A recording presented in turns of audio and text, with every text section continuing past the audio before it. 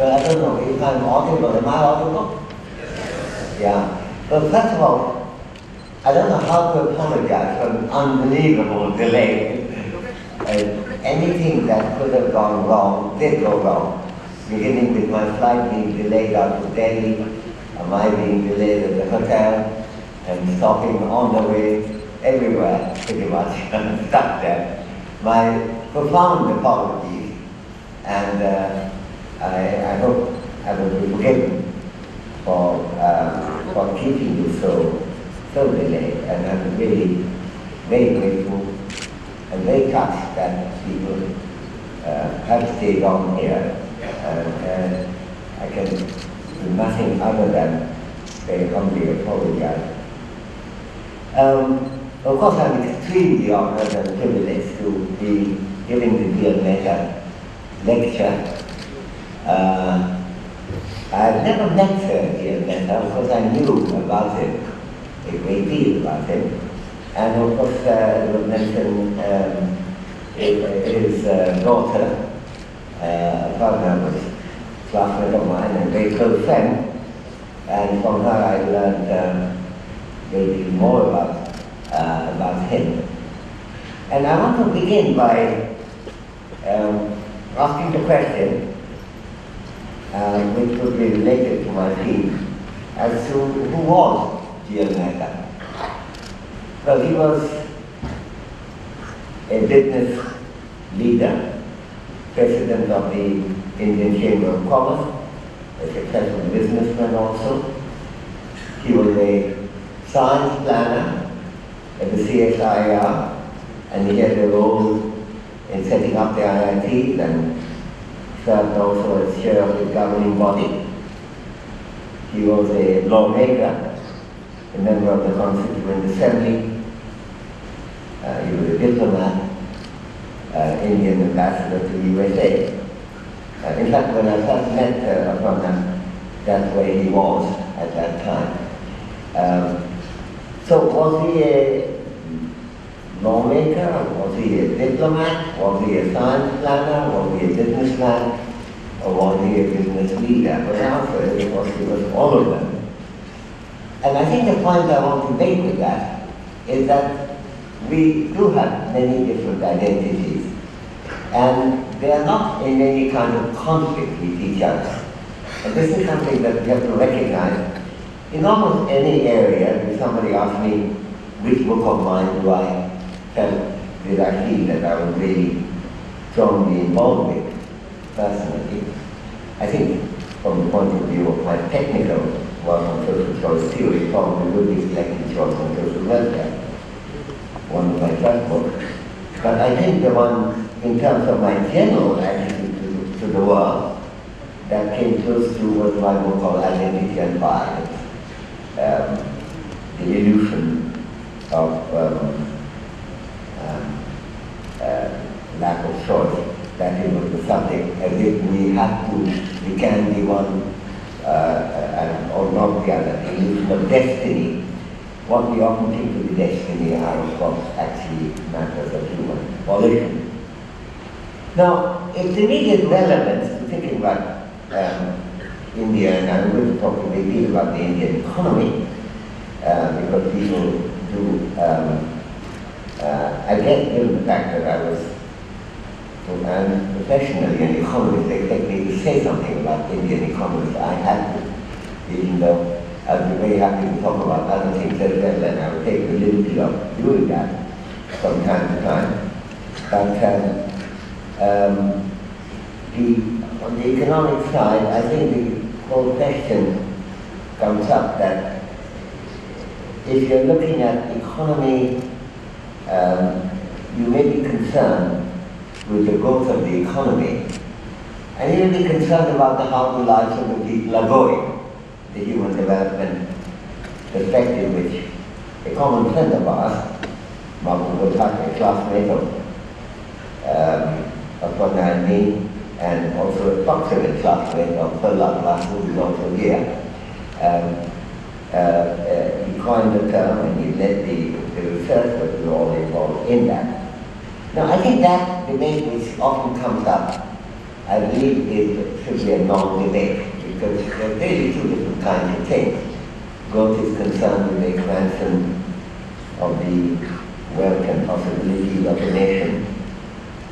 Human development is concerned with how to improve people's lives, and one of the ways of doing that is to expand economic growth. And it depends not only on the speed of the growth rate, but also what is the process through which the growth is generated, and how the fruits of growth are used, how they are distributed by the mechanism of the market and the government between the people, and how that is utilized by the government to spend on essential services. Now I'm going to stop for a second, since it's a large audience and you haven't had time to decide whether I'm being heard or not, because there is a possibility of wearing an additional one. Are you satisfied with the hearing, or should I put on another thing to take? Aparna, will you take a leadership? It's all right? Okay. At any time, if it's not all right, raise both hands and I will try to deal with it if I can. Now, Adam Smith, in his book, Wealth of Nations, which in some ways is perhaps the beginning of modern economics, at one stage he discusses why is it that we need a good political economy. He was a moral philosopher. He held a chair of moral philosophy as well. And he lectured on moral philosophy. His first book was The Theory of Moral Sentiment, published in 1759. I was very privileged to write a long introduction to the anniversary edition of that, the Penguin Theory of Moral Sentiment, which was published in 2009, 250 years anniversary of the book. That was really his big book, and then the kind of definitive book, The Wealth of Nations, followed.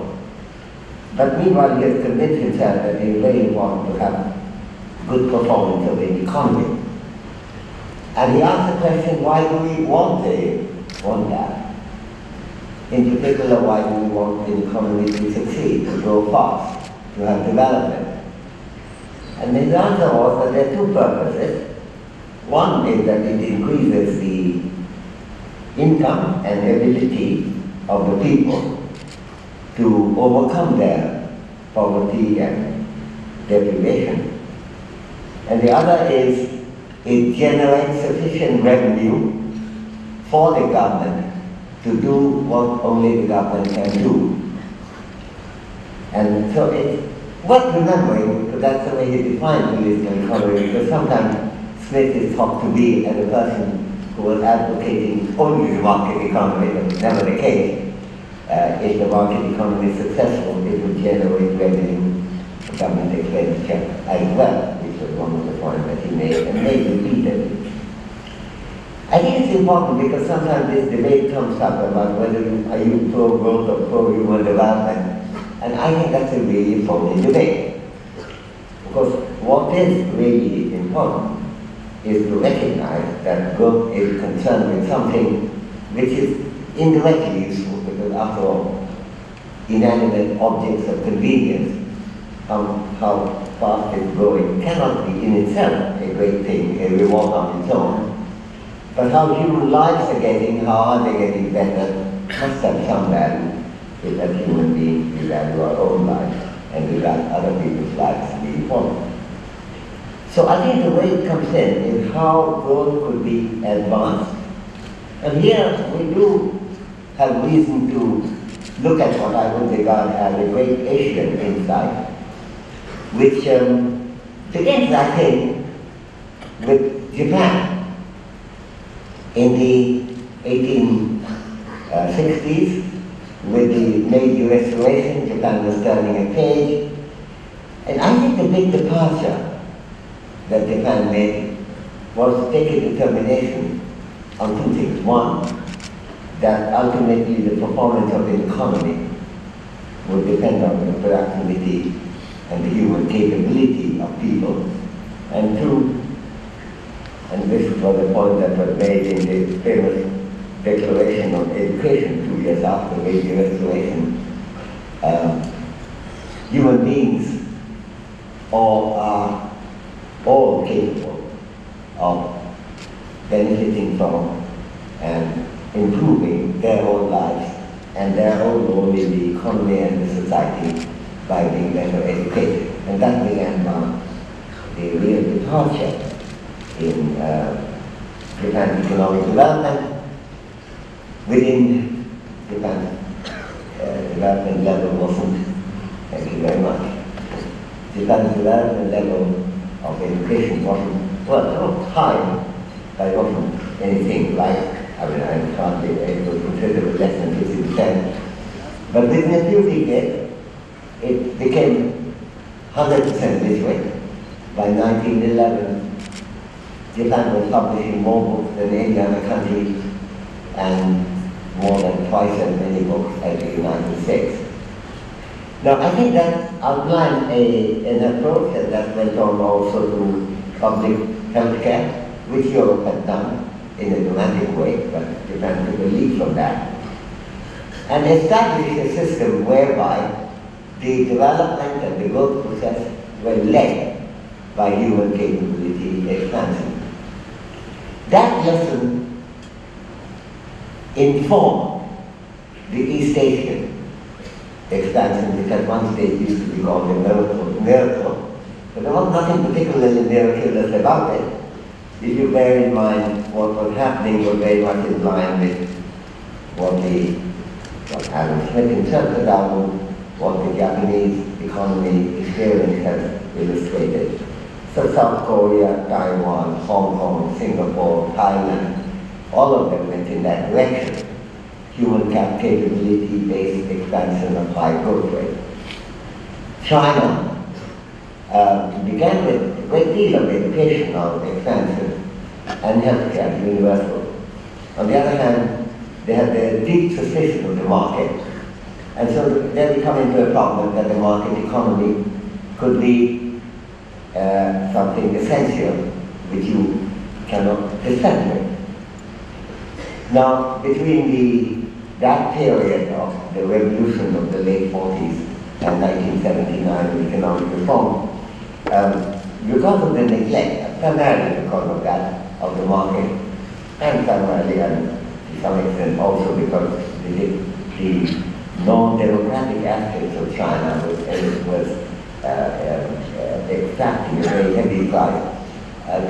China went through lots of terrible experiences, including the most gigantic famine in recorded history at the time of the failure of the Beijing Ford, and then the chaos of the Cultural Revolution. And then in 1979 it reformed, suddenly welcomed the market, which was a wonderfully good piece of news for agriculture, and was pretty good for industry, though it took some time for the Chinese economy to adjust to a new pattern. But they also extended to healthcare, which was disastrous, because at one stroke they abolished universal healthcare. You have to buy your health insurance. So at one stroke they went from the Canadian kind of system to a US kind of system, which in this context was not an improvement. And the result of that was that while it was generating huge growth with the right combination in many ways in agriculture and industry, its fast expansion of life expectancy slowed down. India, which had been trailing behind by China and had a gap of 14 years in life expectancy behind, suddenly caught up quite a bit, and the gap was reduced to half, to 7 years. Not that India was doing anything particularly right, but the Chinese were doing particularly wrong or bad things in terms of not having universal healthcare. The percentage of health insurance fell from 100% to 12% between 1979 and 1981. I've been quite involved with the Chinese. In fact, I chaired the advisory board of the Development Institute of Peking University. And the economists were concerned about that. And they were consistently in China isn't a multi-party democracy as we are, much easier to express a view here. But the Chinese learned that they have to listen to professional criticism, and ultimately by about 2000 they started undoing it. And then of course went with the rapidity of the Chinese do immediately to close to 100%. Now about 95% of the population is covered. And now of course the gap between China and India has been expanding again. So there's a lesson here that being dogmatic about keeping the market out doesn't help you. Being dogmatic or relying only on the market doesn't help you either. You have to do something which a combination of things, like the Mehta, you have to be at once a lawmaker, a science advisor, concerned with business and having business leadership. All these roles are important in the context of bettering human life, and in the economic context, market as well as public intervention are very important. Now, it's sometimes mentioned that India should go in the direction of China, and I think that's quite right. And I think India has learned a lot in that from the market economy. I don't believe economic reform of the early 1990s would have happened without the Chinese showing that it was bringing in many fruits which the Indians could learn from. I think there are many other lessons to learn, but not the same lessons. And there is a certain amount of confusion about what China is. It's often thought to be very privatized. For example, let me take a phenomenon which raised a question in everybody's mind. When there was a sudden blackout, or I think the economists called, sorry, we seem to have a blackout here, there wasn't a request. So we have to rise very eerie to lecture without being sure whether there's anyone there or not. Is there any way we can put the light back on? Or is it a blackout? Are we having a power failure or is it volition? Yeah, but I'll go on, but I think it would be quite nice for me to be able to see that there are human beings there. You see, one of the illusions about it is there some particular reason for keeping it in dark?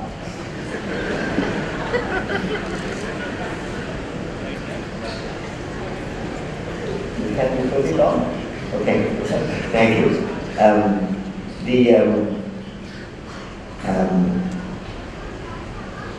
Two things to comment on here. One is that the point that Dr. made that the Chinese do their power planning better, absolutely right. And they do it because they are privatized, absolutely wrong, they are not. Like in India, the power is primarily in the public sector. It uses private firms, so that India, including Tata and Reliance Group and others. That's not the difference. The difference is a commitment to deal with needs and the basic needs of the economy, of the society, and of the people. And China's electricity power industry generates 15% profit a year, roughly. There is a little, pretty much all of it is plowed back into investment in power. India's power sector generates a loss because we have persuaded ourselves that a lot of people have to be subsidized, so power has to be sold at a lower price than cost, which is a kind of subsidy, even though they don't look like subsidy. And because it is vitally important, yeah? That may be vitally important for China too. On the other hand, you can't run a power sector unless you're expanding capacity. And who are you subsidizing? Well, you're subsidizing, you give free electricity to farmers, urban consumers would have very below cost electricity, and so on. And you have also this peculiar phenomenon of which I complain all the time, because I'm also in danger of catching cold when I come into India because the cooling, the air conditioning system here is cooler than any other country in the world. A quick comparison of hotels indicates that while the Tokyo hotels are 23 degrees, the China, Beijing is 23 degrees, Hong Kong and Bangkok is 22 degrees. We tend to run it between 16 to 19 degrees. And always have to carry a muffler and a sweater because I'm going to India, chilling country, all at a subsidized price by the government. So I think that something has gone deeply wrong about it. The people being benefited, of course, are the upper layers of society, no matter how you describe them. You may call them common people or Amartya, and you can grumble about them, but the fact is, there is a lot of people who have no power at all. In fact, when, and this is my second point, when there was a catastrophic power failure, and the headline said 600 million people lose power, you have to recognize 200 million of those 600 million never had an electric connection anyway. So that's the other aspect of it, that you're subsidizing a group of people who may not be the poorest, but who certainly have the strongest voice in public debates and discussion. So we have to look at that, and let me make one more point, and then I'm going to show you, this is going to turn into a picture show. It is this, that if you look at the Chinese economy, I mean, often people, the other point often made is, look at how the Chinese have concentrated on economic growth and see how much faster they are doing.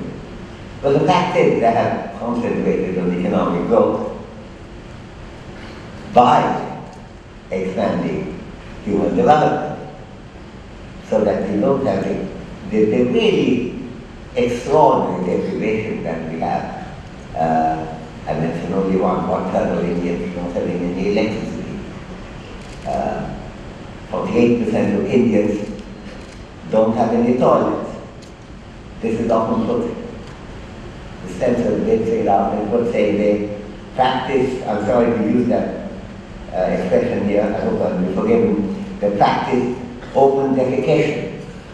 Now, practice open defecation seems like a cult belief, but what it may mean that they don't have any toilets.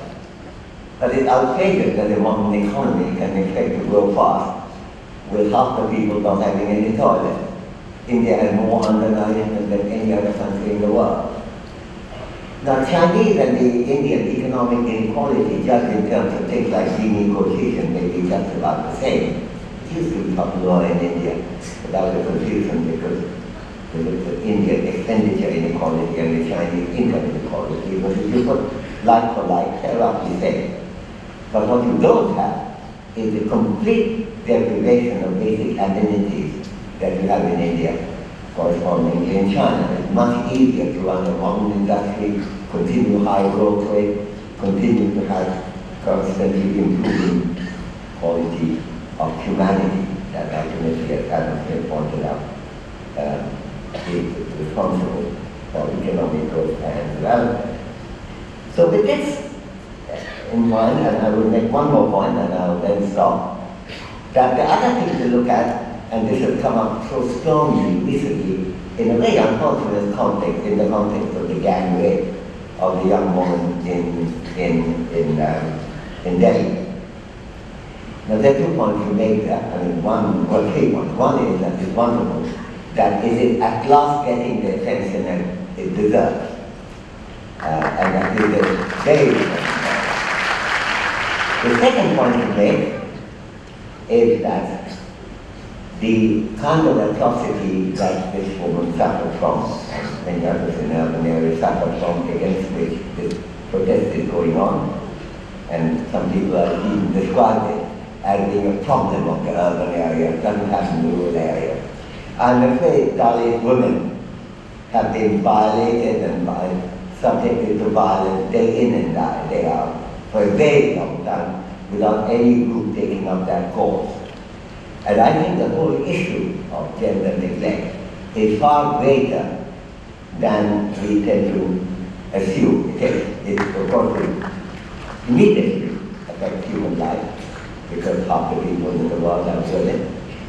Secondly, it affects the possibility of a society to understand what are the demands of human beings because half of them are women.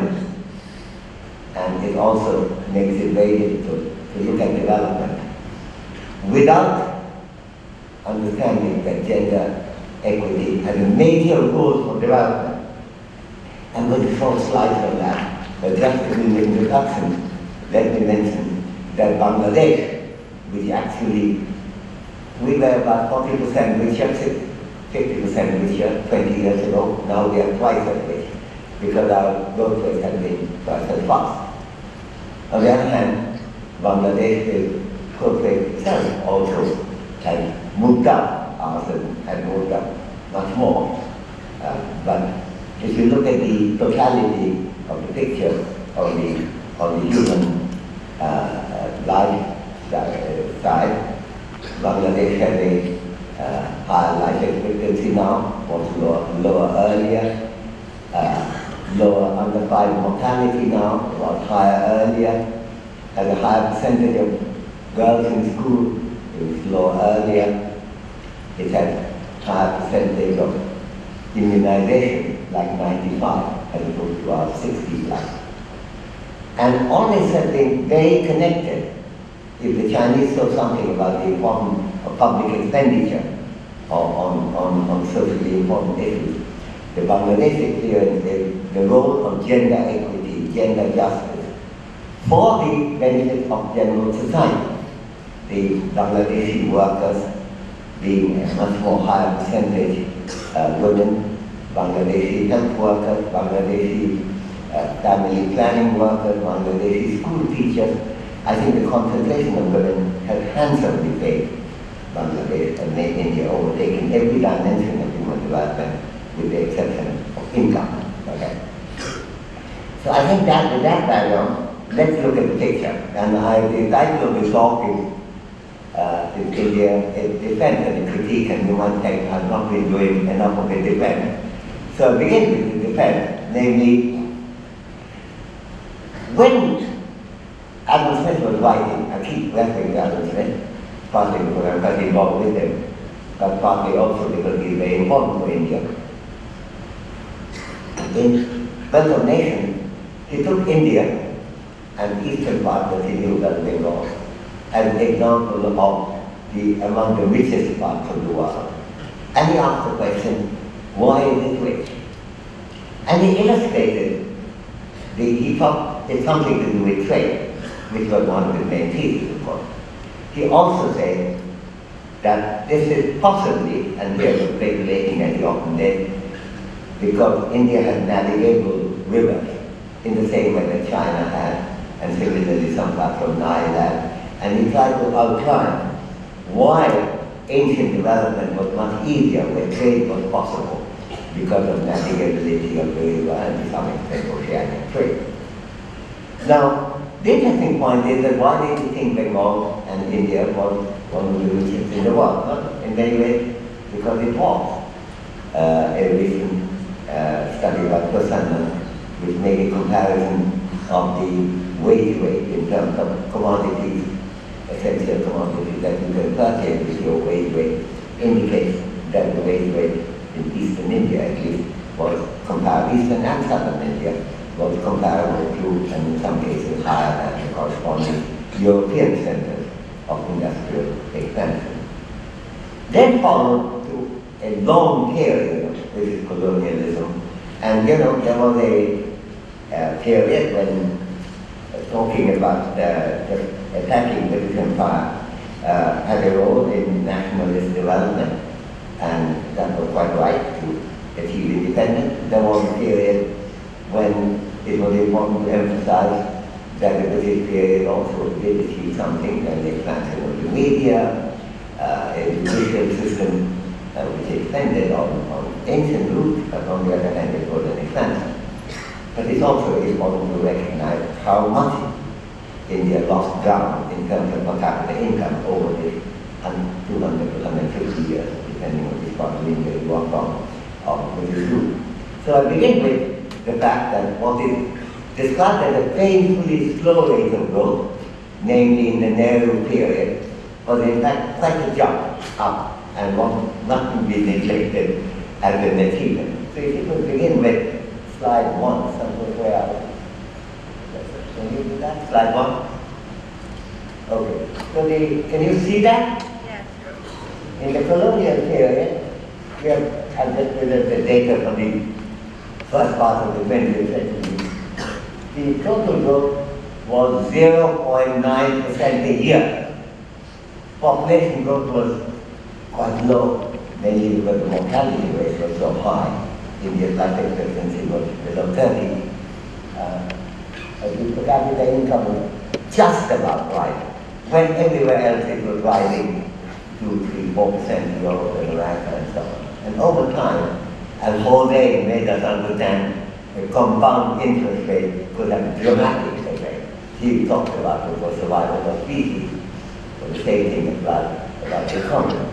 So that is a period certainly of a defense to say that you can dismiss it as the Hindu rate of growth, but the fact is that that period, the first period, 1950, 50, 60, 70, 3.7, 3.4, 3.4, not much to write home about, but enormously more than less than 1% previously, turning point.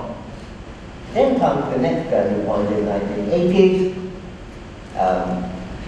and then solidified by the economic reform of the 1990s, and then of course by the first decade of the 21st century, average of 7.60, but 3 or 4 of these years India's growth rate is about 9%, and India establishes itself solidly as the second fastest growing economy in the world, large economy in the world.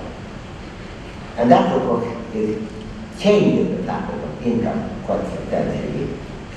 So I think the second thing we should look at is GDP per capita. If you look at India, you can see how much of a bigger rise it is. India goes from 1.56 to 3 billion to 3.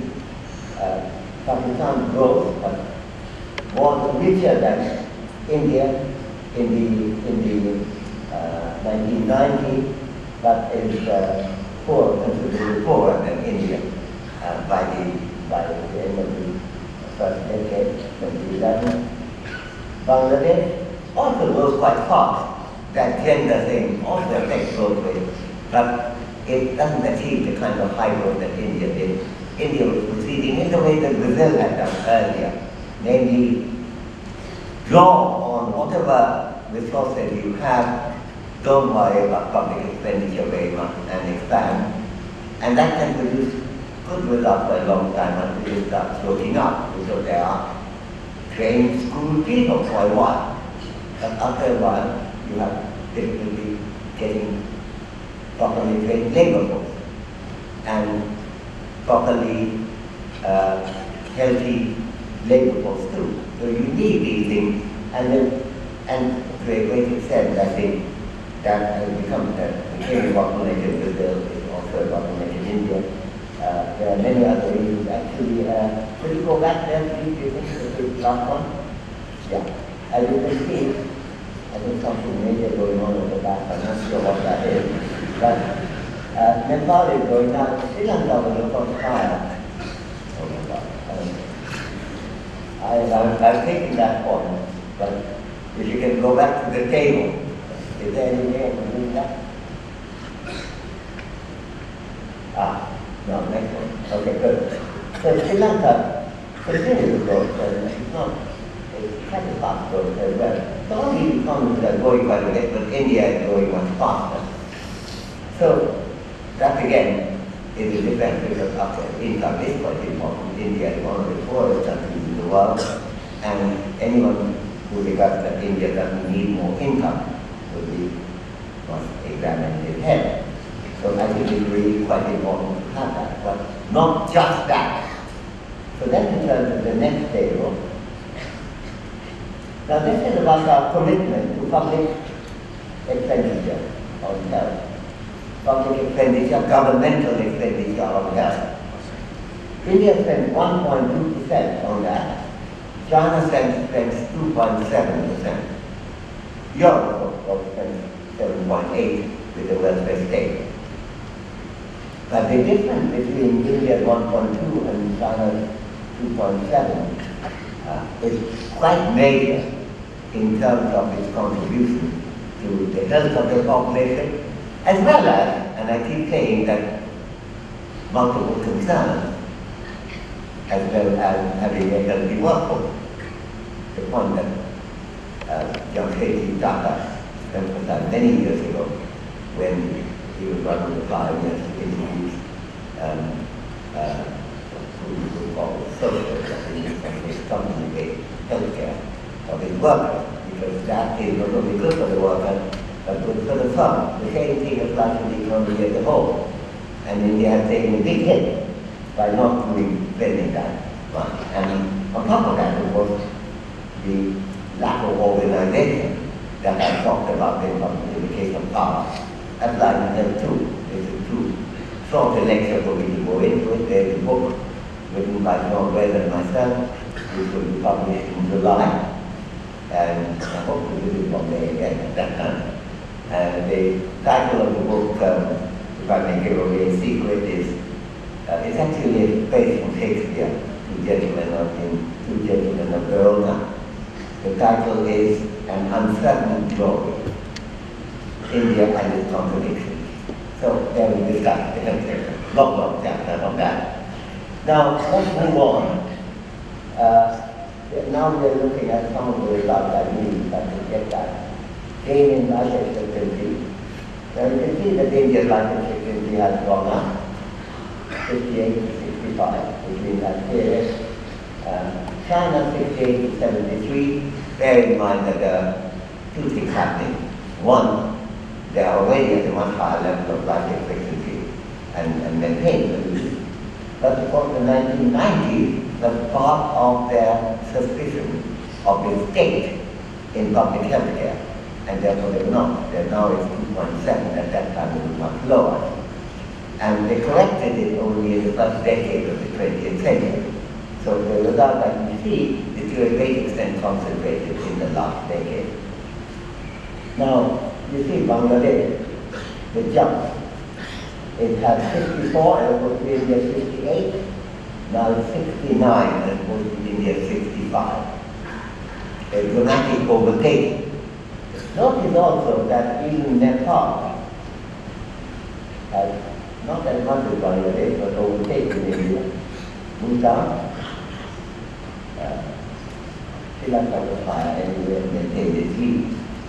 So something is not quite functioning there. So just to rub the point home, let's look at child mortality, maybe the next table. Again, do you think you can, I think we may talk about, could we move to the next table? Yeah, this is undefined mortality. So China's undefined mortality took a big dip, 48 to 18. India took a dip to 115 to 63. Now notice therefore that the Chinese children between 0 and 5 have 1/5 the chance, between 1/4 and 1/5 the chance of dying than the Indian children have. And this is not unconnected with the public health care. What has happened in India is a higher proportion of the private sector in health than any other country in the world. Basically, the pattern everywhere, Japan, Europe, United States, Canada, China, all of East Asia, is to develop public health care.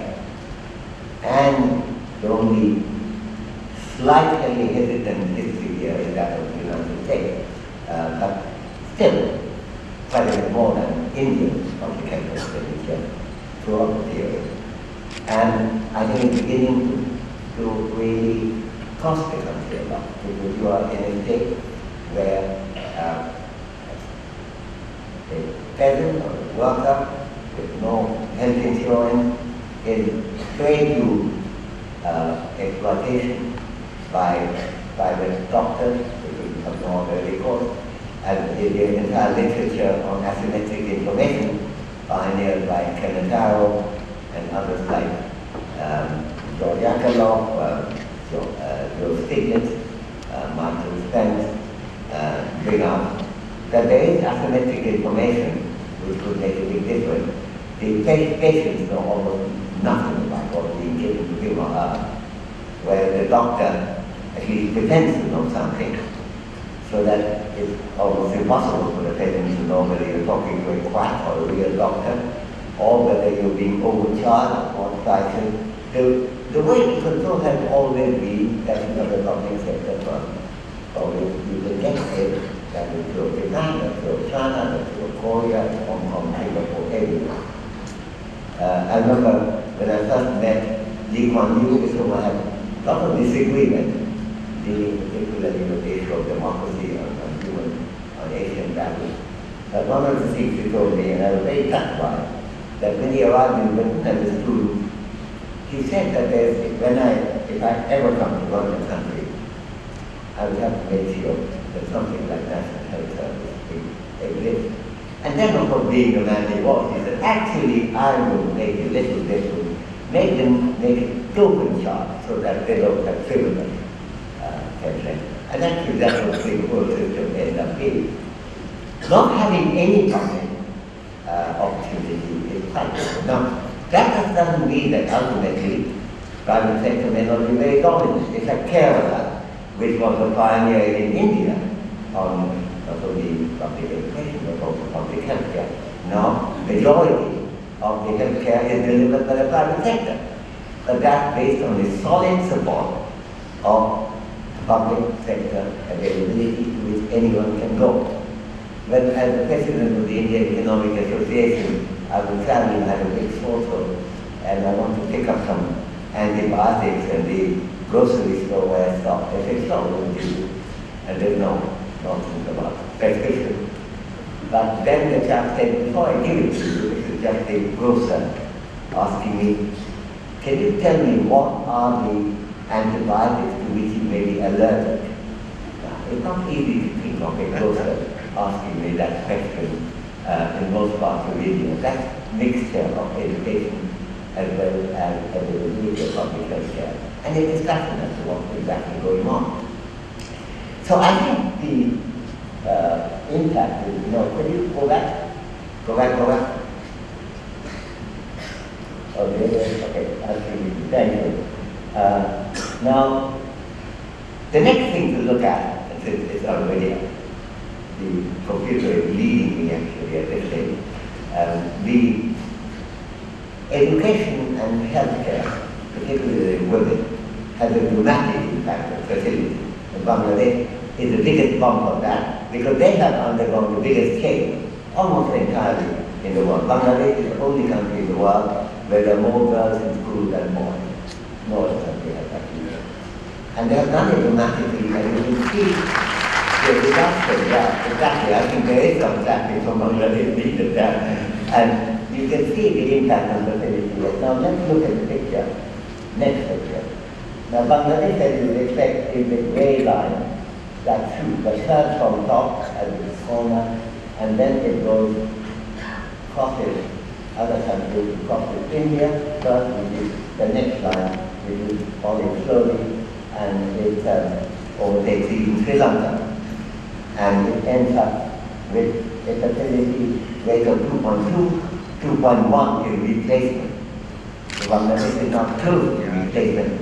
To take that Bangladesh had only 3.5 decades ago, fertility rate of 7, and now it's 2.2. It's a dramatic understanding of what can be achieved by human beings if it's properly geared, and not to dismiss consideration of equity, gender equity. We'll deal with equity later. Let's deal with economic growth now.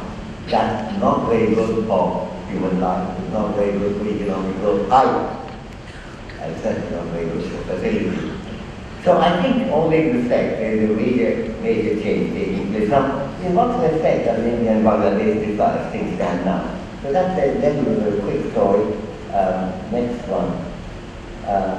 So here you can see female labor force participation, India 29%, Bangladesh 57%. Female male ratio in the population, 940 in India, and 997 in Bangladesh female. That's comparable to the European ratio, which is higher. 0 to 6, Bangladesh is 1006, that's higher than the European ratio considerably.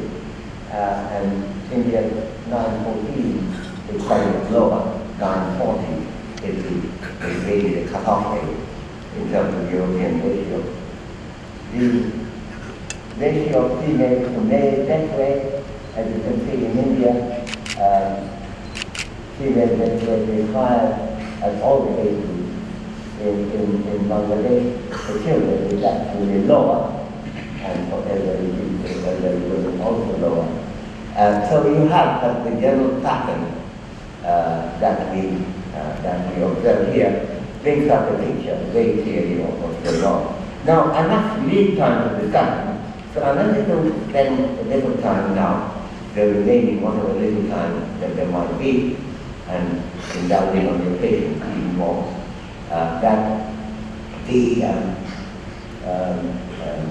I'll make a comparison, we don't get to the picture yet, I just give an introductory comment about the different states in India. So there are two reasons. One reason is that we're looking at India as an average, but not all of India is what we say. In fact, if you compare Kerala with Bangladesh, you get a very different story. It's not the same kind of comparison at all. So it's important to break it down. That's one reason. The other is there is an increasing tendency to argue, which I've seen not only in newspapers but also books and so on, that somehow the high growth strategy has proved itself to be valuable for its own sake. You don't have to worry about it, and it will come over time. Sometimes it's actually, I'm told that I have advocated something called, quote-unquote, the Kerala model, an expression I've never used in my life. But I don't think what I say in my book will actually that no country and no state is ever a model. We can all make mistakes. And even then I was pointing out that there was much to learn from Kerala's experience. I was pointing out also there was much not to learn, like Kerala's deep suspicion of the market economy, as I was mentioning earlier, illustrating with the Chinese case. You have to keep the balance. You have to take the market economy seriously, but not be overwhelmed by it. That, by the way, is exactly what I was thinking of saying 250 years ago. So, but there isn't a model there. On the other hand, there are lessons there, lessons to learn, while avoiding the pitfalls of non-lessons. But Kerala might have been alone 20 years ago, but it's not now. The Himachal Pradesh did something almost like Kerala. When straight for basic education expansion, very unexpectedly, I never expected it. Tamil Nadu did something similar, and indeed was less firm on some areas like education and healthcare expenditure, but more firm in public services being delivered widely and properly and efficiently. Like beginning the school reading program, which was initiated by in Chennai. And there was a public healthcare interest too. Dr. Sanjeevi, who was one of the great leaders of thought in the 1950s, already suggested that and set up is a visionary thinker like Ian Letter in that same period, set up a public hospital whereby you could join the hospital by contribution which is proportionate to your income. So that if you are very poor, you pay extremely little. If you are very rich, you have to pay a lot more. And so, what a difference you could think about. Now, there are kind of lessons here, and it's interesting to see what these lessons could be. Well, for one thing, it would be high growth rate as well. Not growth, no nonsense, but human beings, no nonsense. And that impact also generates much the reason for which the Asian development model is so important and so interesting. So the comparison is often made that Gujarat is a case where indeed it has gone for no nonsense growth, which in many ways it has. It does have a high growth rate, not that much higher, by the way, than that of Kerala and Himachal Pradesh. And indeed, over long periods, it's still the gap is that the big rise of Himachal and Kerala from low income to a high, relatively high income in India, that gap still remains. So let's look at some comparative figures. Kerala, Tamil Nadu, Himachal Pradesh, and Gujarat. Now the literacy rate, I'm first dealing with the human development aspect. The literacy rate, female, Kerala 92, Tamil Nadu 74, Himachal 77, Gujarat 71. Male, 96, 87, 91, Gujarat 87. Life expectancy, female, 76, 67, 67, Gujarat 65. Male, 71, 65, 67, Gujarat 63. Under 5 mortality here, the number, low number is working, high number is lasting. 14, 36, 50 for Kerala, Tamil Nadu, Himachal Pradesh, and 60 in Gujarat. Infant mortality rate, 12, 22, 38, Gujarat 41. Proportion of children below age 5 who are undernourished. Remember that India has the highest percentage of undernourishment in the entire world, and there is variation within that. Kerala, ratio age 23%, undernourished 30% in Tamil Nadu, 37% in Himachal, 45 in Gujarat. While height for age, 25, 31, 30, 52. So, you know, if there is a big something to be learned by saying doing growth alone, you will get there. It's not coming through. Now let's continue. Let's look at the next set of figures. Now the proportion of children under 12, full immunization. Kerala 75, Tamil Nadu 81, Himachal Pradesh 74, Gujarat 45. Right now, today. The no immunization at all. Kerala 1.8, Tamil Nadu 0, Himachal 1.9, Gujarat 4.5. Remember that India has had some success in immunization, like polio. But still, to have 4.5 and no immunization at all is actually risky disaster. On the other hand, full immunization is what the kids deserve. Now then, if you look at the issue about not so much survival, we already looked at that, but sexual abortion. So you have to look at the birth ratio figures. Now in India, we don't have birth ratio figures, but we have the 0 to 6 figures in terms of female to male children ratio, and 940 per thousand, 940 female per 1,000 male is the kind of low average for Europe, the higher by middle and lower average, and this is an average of Spain, Italy, and Greece. Now, you might be wondering why this is going to still go on. It worried me also when I was first studying it, when I was studying gender inequality many decades ago. One of the areas that I did study was at Bombay Hospital about the state of the children when they admitted girls and boys. So what became clear is that there is a biological thing, that there are about per 100 male children, about 91 female children are conceived, female fetuses are conceived. So there is a big gap. Females do better than males given symmetric share throughout their life. And in the uterus, of course, there is no discrimination against female fetuses versus male. So by the time they're born, it tends to be about 94. figure for 100 days. And by the time they lead a whole life, long period, and then by then there are about 105 females to 100 males.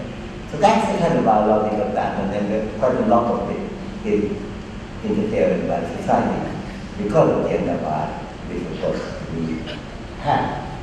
Now, if you now look at the per capita, how has that, in terms of growth rate, the maybe Gujarat by now caught up. Actually, Kerala is 1835. When I first started writing about Kerala, I emphasized not calling it a model, but a state that has some lessons to offer.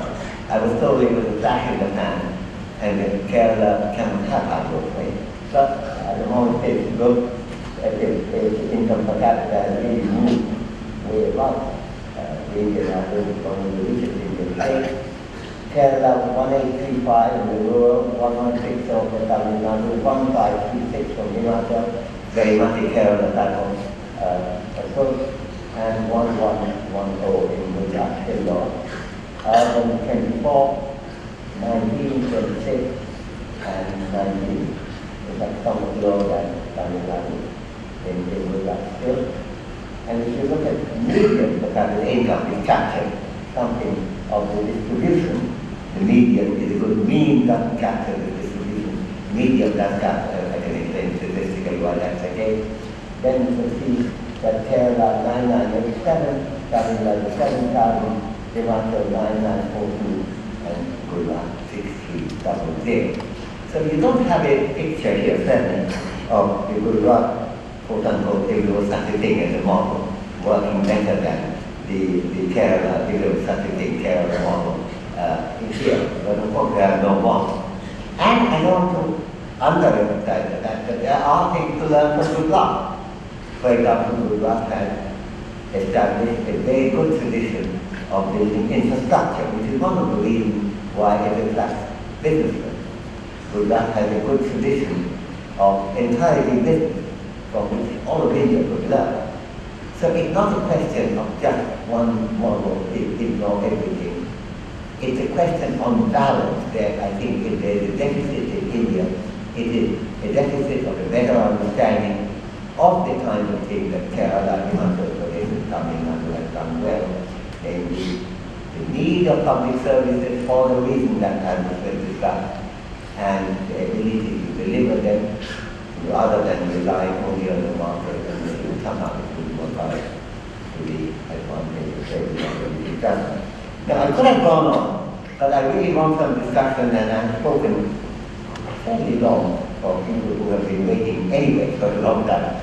So forgive me again for the delay, and I very much look forward to Q&A if I may invite you, I hope, with the permission of the chair, to ask me questions. And I'd like to have a chat, which is always much more pleasant to me than just go on rambling on one's own.